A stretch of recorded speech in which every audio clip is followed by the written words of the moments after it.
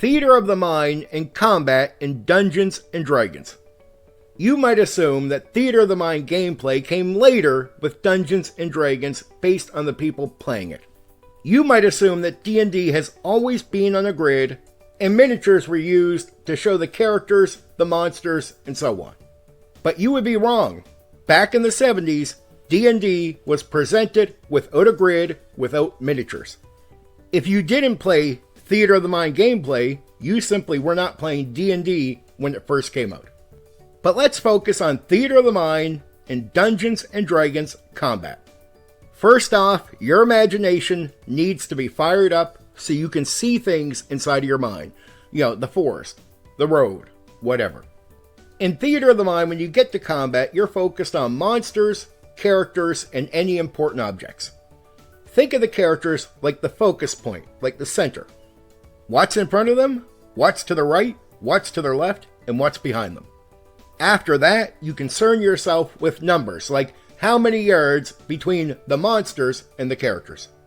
Once you know where the characters are, and where objects and monsters are in relation to the characters, and then the distance between the characters and the monsters, you are good, you can move forward into the fight.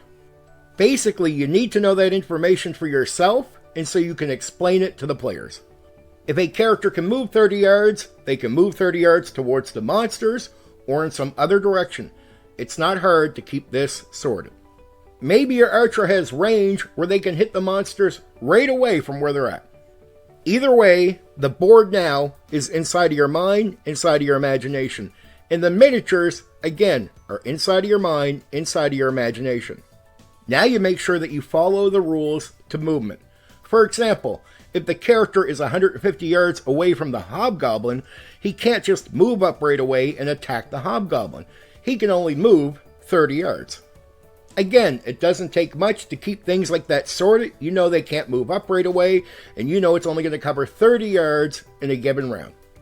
So it's not hard to understand how many rounds it will take the character to get to the hobgoblin. Every round or couple rounds, it's good to do a quick refresher. The characters are here, the monsters are here, the object is here, and here's what's going on.